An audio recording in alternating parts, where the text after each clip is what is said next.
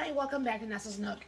Today, I'm going to make something that's going to be kind of like an unstuffed cabbage, but it's not really an unstuffed cabbage, but it is, but it's not.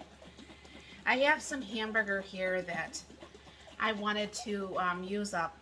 It's been in the refrigerator for a couple days, and what I'm doing right now is I just took some water, and I have some beef bouillon in here, and I'm just shaking it up, making sure it's all good. But I'm going to kind of follow the instructions of the one I watched, but again, I'm not going to because I'm going to use freeze-dried products. So I'll bring you down here.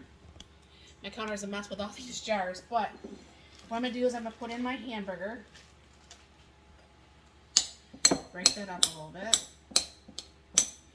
Now what I'm going to be doing is letting this set for just a smidge because I want this to kind of reconstitute before we try to bake it. So what she did is she had a can of tomatoes with the juice, okay? And I'm just going to go ahead and just put in a little bit of long grain rice. This is jasmine rice.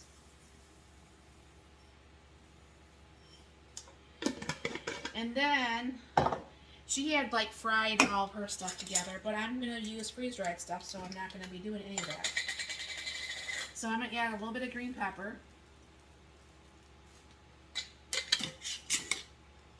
A little bit of onion,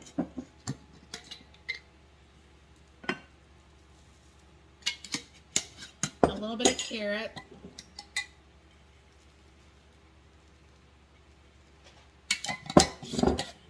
a little bit of celery.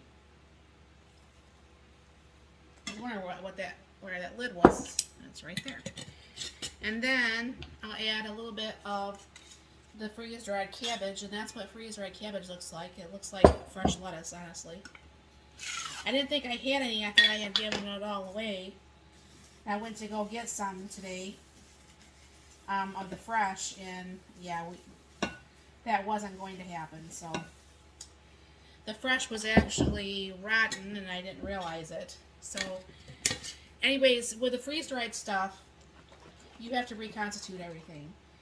But what you're doing, because you have to put liquid in here for the rice, okay? And so there's going to be probably more liquid than is needed to reconstitute everything. So I'll go ahead and open this up. Now I'm not going to add any pepper to this. I'm going to hold a lot of this back. I'm not going to add any salt to this, excuse me, because the bouillon has more than enough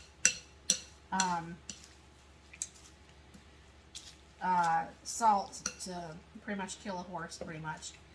But stir this all up, and I'll add some pepper and some garlic powder and some onion powder here in just a minute. Might have to end up using the rest of that, so I'll just go ahead and do that. And I'm losing my spoon in there. Then what's going to happen is I'm going to let this set for a smidge once I get this all mixed. And let me go get my spices real quick. And what I'm going to do is after that comes out, then I'm going to go ahead and, this is some onion powder, by the way.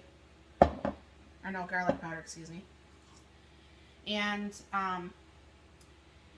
once it sets for probably about a good 5 minutes, then I'll come back and I'll put this in the pan and get this ready to go in the oven. Well, I'm just putting it in the June oven, but same difference.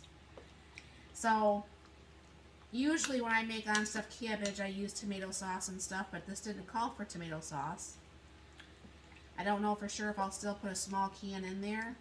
We'll see what this looks like once this actually gets reconstituted. And yeah, I'll bring you back. Yeah, looks good so far. I'll bring you back. Alright, it's been about 10 minutes. So what I'm going to go ahead and do is transfer this over into my baking dish.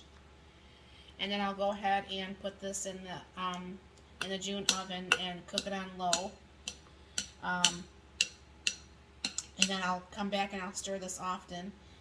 And I'll bring you back once this is all done. Alright, there's like the unstuffed cabbage. Now what that was freeze-dried cabbage, freeze-dried carrots, freeze-dried celery, freeze-dried onions, freeze-dried green peppers, beef broth, some spices, and a can of tomatoes, excuse me, and a can of, excuse me, and it was some hamburger that's in here, and then some spices. So that's dinner tonight. So thank you very much for stopping by. You have a very blessed and wonderful night.